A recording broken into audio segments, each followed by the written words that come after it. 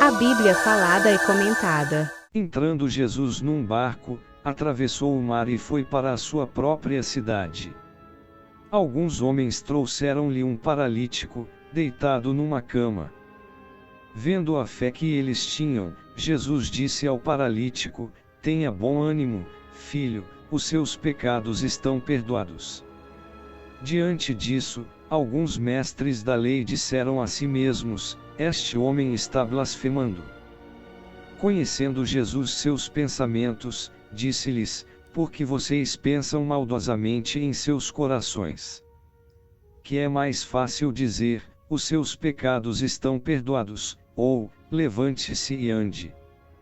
Mas, para que vocês saibam que o Filho do Homem tem na terra autoridade para perdoar pecados, disse ao paralítico: levante-se, pegue a sua maca e vá para casa. Ele se levantou e foi.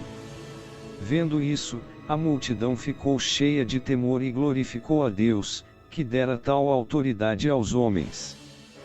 Passando por ali, Jesus viu um homem chamado Mateus, sentado na coletoria, e disse-lhe: siga-me.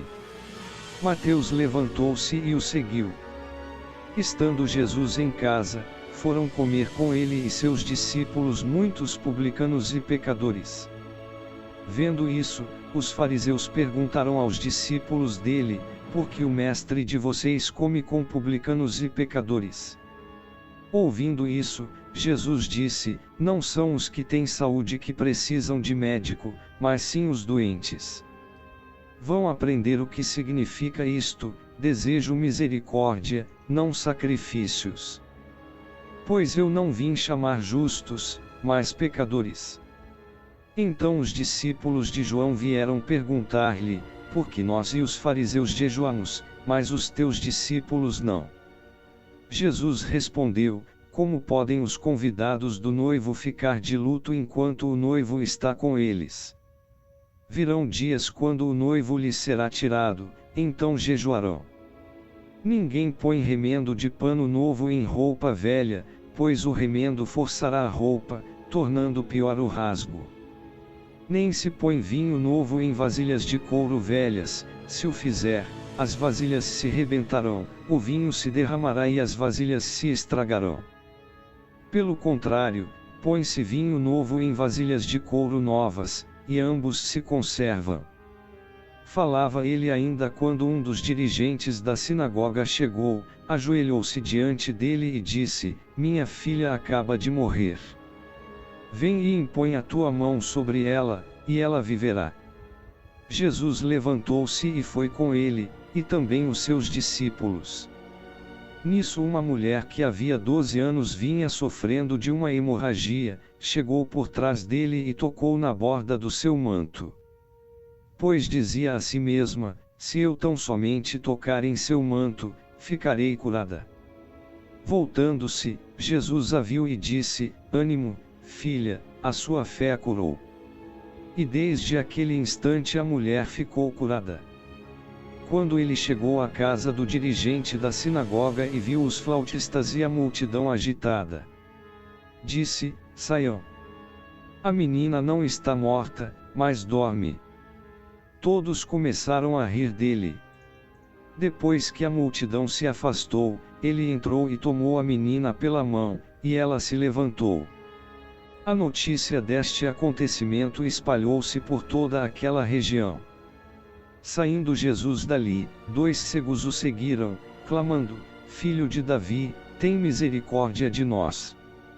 Entrando ele em casa, os cegos se aproximaram, e ele lhes perguntou: vocês creem que eu sou capaz de fazer isso? Eles responderam: sim, Senhor. E ele, tocando nos olhos deles, disse: que lhes seja feito segundo a fé que vocês têm. E a visão deles foi restaurada. Então Jesus os advertiu severamente: cuidem para que ninguém saiba disso. Eles, porém, saíram e espalharam a notícia por toda aquela região. Enquanto eles se retiravam, foi levado a Jesus um homem endemoniado que não podia falar. Quando o demônio foi expulso, o mudo começou a falar. A multidão ficou admirada e disse: Nunca se viu nada parecido em Israel. Mas os fariseus diziam: É pelo príncipe dos demônios que ele expulsa demônios. Jesus ia passando por todas as cidades e povoados, ensinando nas sinagogas, pregando as boas novas do reino e curando todas as enfermidades e doenças. Ao ver as multidões, teve compaixão delas, porque estavam aflitas e desamparadas, como ovelhas sem pastor. Então disse aos seus discípulos: A seara é grande, mas os trabalhadores são poucos. Peçam, pois, ao Senhor da seara que envie trabalhadores para a sua seara. Comentários de Mateus capítulo 9. Sua cidade era Capernaum, uma boa eleição como base de operações. Era uma cidade rica, dedicada à pesca e ao comércio. Situada no Mar da Galileia em uma área densamente povoada, tinha uma guarnição romana dedicada a manter a paz na região. A cidade era um centro cultural, e estava principalmente influenciada pelos costumes, modas, arquitetura e política gregas e romanas. As primeiras palavras que disse Jesus ao paralítico foram: Seus pecados lhe são perdoados. Logo o sanou. Devemos tomar cuidado em não nos concentrar mais no poder de Deus para curar enfermidades físicas que em seu poder para perdoar enfermidades espirituais em forma de pecado. Jesus viu que aquele homem necessitava sanidade espiritual além de sanidade física. A saúde espiritual só se obtém com o toque curador do Jesus. Tanto o corpo como o espírito daquele homem estavam paralisados, não podia nem caminhar nem reconhecer ao Jesus. Mas o estado espiritual desta pessoa foi o que mais preocupou ao Jesus. Se Deus não nos curar ou não sanar alguém que amamos, devemos recordar que a sanidade física não é o único que interessa a Cristo. Todos seremos sanados completamente quando Cristo venha em seu reino, mas primeiro devemos conhecer Cristo. Blasfêmia é afirmar um que é Deus e dizer que tem as mesmas características de Deus. Os líderes religiosos notaram imediatamente que Jesus afirmava ser Deus. Não entendiam que Jesus é Deus e que tem autoridade para perdoar pecados e sanar. É fácil dizer a alguém que seus pecados lhe são perdoados, é muito mais difícil sanar a um paralítico. Jesus se deteve e proclamou sanidade às pernas do homem. Esta ação demonstrou que suas palavras eram verdade, o possuía poder de perdoar pecados assim como a de sanar. Falar não custa, mas nossas palavras perdem autoridade se nossas ações não as respaldarem. Podemos proclamar o amor de Deus a outros, mas se não tomarmos passos concretos para manifestar esse amor, nossas palavras serão vazias e sem significado. Quão bem respalda com suas ações o que diz? Mateus era um judeu que os romanos tinham empregado como cobrador de impostos da zona. Cobrava impostos dos cidadãos como também dos mercados que passavam pelo povo. Os cobradores de impostos deduziam uma comissão do cobrado, mas a maioria cobrava demais e se enriqueciam. Por esta razão os judeus os odiavam. Tinham reputação de estelionatários e de apoiar aos romanos. Quando Jesus chamou Mateus para que fora um de seus discípulos, Mateus o seguiu imediatamente, deixando uma carreira lucrativa. Se Deus o chamar a você para lhe seguir ou lhe obedecer, faze-o com o mesmo desprendimento do Mateus. Algumas vezes, a decisão de seguir a Cristo requer certa eleição dificultosa ou dolorosa. Como Mateus, devemos deixar atrás as coisas que poderiam nos apartar de seguir a Cristo. Ao visitar o Mateus, Jesus danificava sua reputação. Mateus tinha estado enganando as pessoas, mas Jesus o encontrou e o trocou. Não devemos temer chegar àqueles que têm um estilo de vida diferente, porque a mensagem de Deus pode trocar a qualquer. Os fariseus tratavam com frequência de apanhar ao Jesus e pensaram que sua relação com esta gente de baixa vida era a oportunidade perfeita. Preocupavam-se mais das aparências de santidade que de ajudar as pessoas, de criticar mais que de estimular, da respeitabilidade externa mais que da ajuda prática. Mas Deus está interessado em todos, incluindo os que são pecadores e aos que sofrem. A vida cristã não é luta de popularidade. Ao seguir o exemplo do Jesus, devemos anunciar as boas novas aos pobres, solitários e repudiados, não só aos bons, talentosos e populares. Mateus. Mais que qualquer outro discípulo, Mateus tinha uma ideia clara de quanto custaria seguir ao Jesus, mesmo assim, não duvidou nem por um momento. Quando abandonou seu posto de coletor de impostos, ficou desempregado. Para alguns de outros discípulos, sempre estava a pesca a qual podiam retornar, mas para o Mateus não havia ponto de volta. Duas mudanças aconteceram no Mateus quando decidiu seguir ao Jesus. Primeiro, Jesus lhe deu uma nova vida. Não só pertencia a um novo grupo, mas sim pertencia ao Filho de Deus.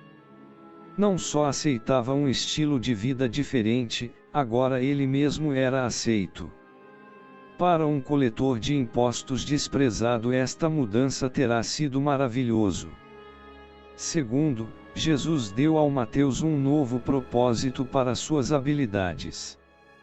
Quando seguiu ao Jesus, o único instrumento de seu antigo trabalho que levou consigo foi a pluma. Desde o começo Deus o capacitou como um compilador de dados. A larga, o chamado do Jesus lhe permitiu pôr a trabalhar suas habilidades ao máximo. Mateus era um observador agudo e, sem dúvidas, pôs por escrito tudo o que acontecia a seu redor. O resultado foi o evangelho que leva seu nome. A experiência do Mateus assinala que cada um de nós, desde o começo, é uma das obras de Deus em progresso. Grande parte do que Deus tem para nós o entrega muito antes de que sejamos capazes de nos dar conta. Confiou-nos destrezas e habilidades antes de tempo. A cada um capacitou para ser seu servo. Quando lhe confiamos o que o nos outorgou, iniciamos uma vida de verdadeira aventura. Mateus nunca se imaginou que Deus utilizaria as mesmas destrezas que aperfeiçoou como coletor de impostos para guardar e redigir informe da história maior jamais vivida. E o propósito de Deus não é menos significativo para cada um de nós. Reconheceu ao Jesus lhe dizendo: "Me siga". Qual foi sua resposta? Pontos fortes e lucros. Era um dos 12 discípulos do Jesus. Respondeu imediatamente ao chamado do Jesus. Convidou a muitos de seus amigos à sua casa para que conhecessem o Jesus. Compilou o Evangelho do Mateus. Esclareceu à sua audiência judia o cumprimento no Jesus das profecias do Antigo Testamento. Lições de sua vida.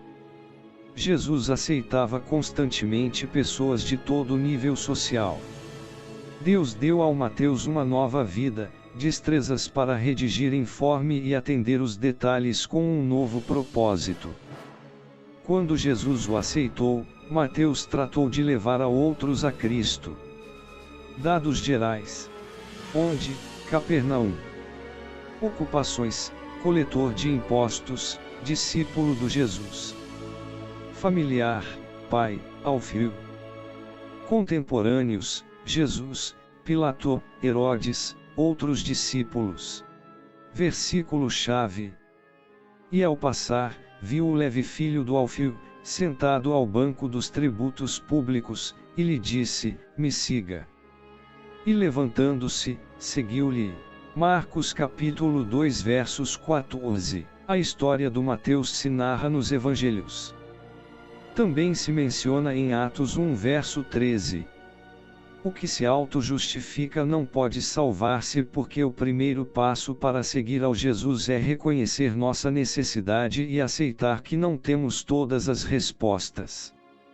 Veja o diagrama no Oséias 7. Quanto à misericórdia quero e não sacrifícios. Os discípulos do João urgiam ao arrependimento do pecado e à preparação para a vinda do Messias. Os discípulos do Jesus não tinham a urgência de preparar as pessoas para a vinda do Messias porque estava com eles. Jesus não condenou o jejum, o mesmo o praticava. Mateus 4 verso 2.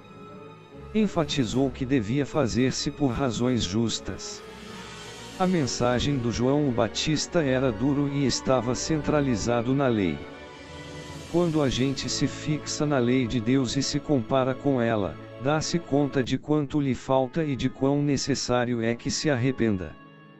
A mensagem do Jesus se centralizava na vida, o resultado de voltar do pecado e ir ao. Os discípulos do João arrancaram bem, mas precisavam dar o passo seguinte e confiar no Jesus. Onde está seu centro de atenção, na lei ou em Cristo? A chegada do reino dos céus era como uma festa de bodas em que Jesus era o marido. Seus discípulos, por esta razão, regozijavam-se. Não tinham por que estar de luto, o noivo estava presente. Em tempos bíblicos o vinho não se conservava em garrafas de vidro a não ser em peles de cabras bem costuradas nos bordes para que não houvesse escapamento de líquido. O vinho novo, à medida que se ia fermentando, expandia-se e estirava os odres. Uma vez envelhecido o vinho, não se adicionava mais vinho novo, se fazia, o odre já estirado arrebentava. Por isso o vinho novo sempre se colocava em odres novos. Jesus não veio para remendar o sistema religioso velho do judaísmo com suas normas e tradições. Se o tivesse feito, sua mensagem tivesse perigado. Seu propósito foi trazer algo novo que tinha sido profetizado por séculos. Esta mensagem nova, o Evangelho, diz que Jesus Cristo, o Filho de Deus, veio à Terra para oferecer a todos o perdão de pecados e a restauração com Deus. Esta mensagem nova de fé e amor não encaixava no rígido e antigo sistema de religião legalista. Requeria um início fresco. A mensagem permanecerá sempre novo porque deve ser aceito e aplicado em cada geração. Quando seguimos a Cristo, devemos estar preparados para novas formas de vida, novas maneiras de olhar as pessoas e novos métodos de serviço. Marcos e Lucas chamam a este homem chefe da sinagoga e indicam que seu nome era Jairo, Marcos 5 verso 22, Lucas 8 verso 41. Como principal da sinagoga, tinha a seu cargo a administração, o que incluía velar pela conservação do edifício, fiscalizar a adoração, conduzir a escola em dias laboráveis e fazer contato com os rabinos para que dessem instrução no dia de repouso. Para receber maior informação quanto à sinagoga, veja a nota a Marcos 1 verso 21. Esta mulher tinha sofrido por 12 anos de uma hemorragia, talvez uma desordem menstrual.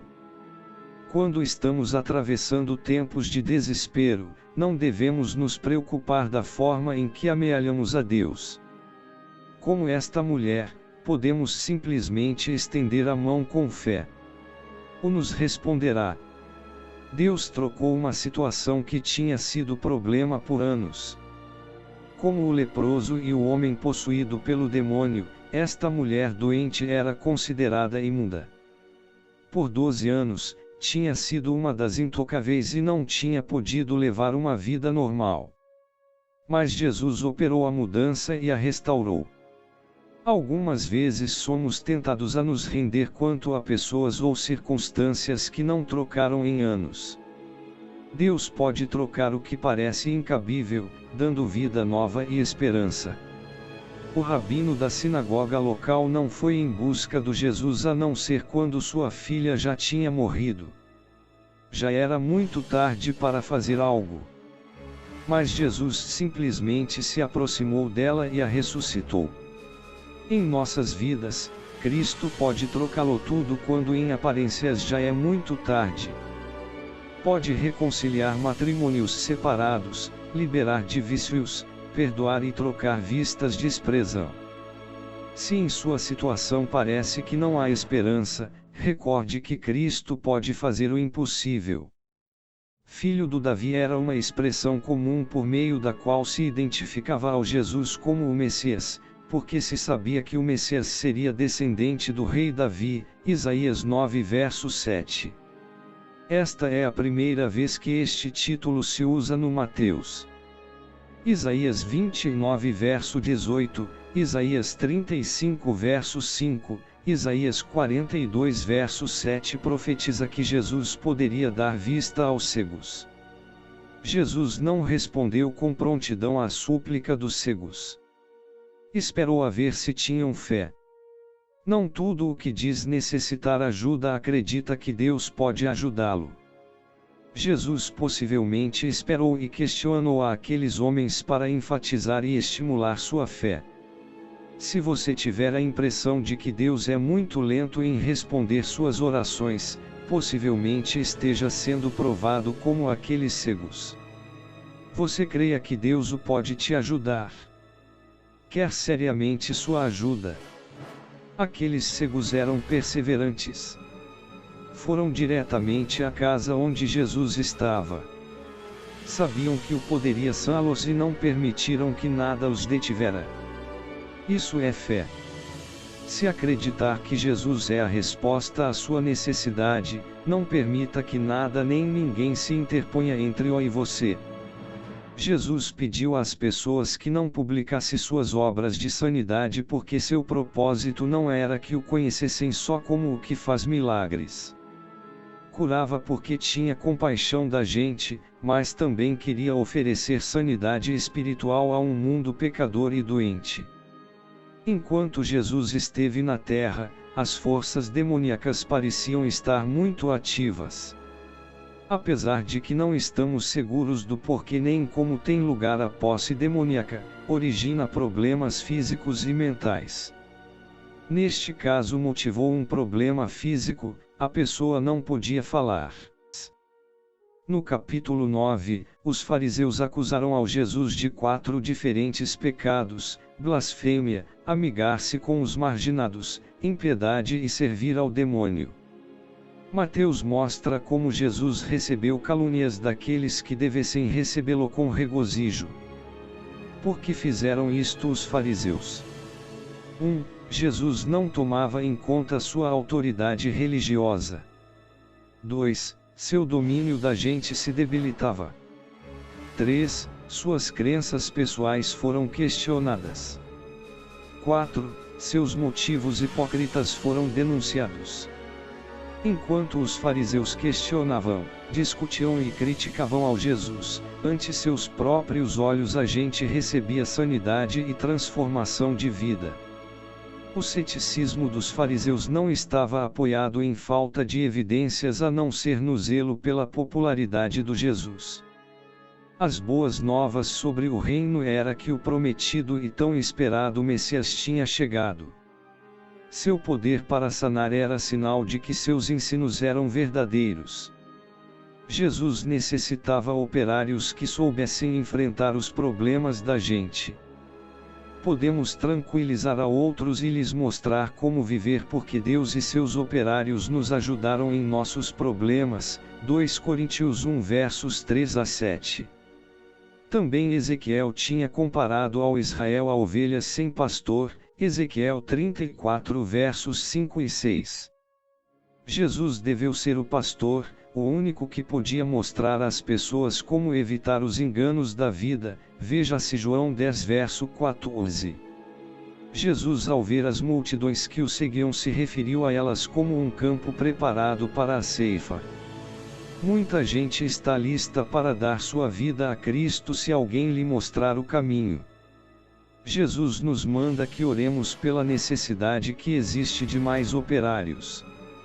Com frequência, Quando oramos por algo, Deus responde nossas orações nos usando. Prepare-se, Deus vai usar-o para que assinale o caminho a outro. A Bíblia falada e comentada.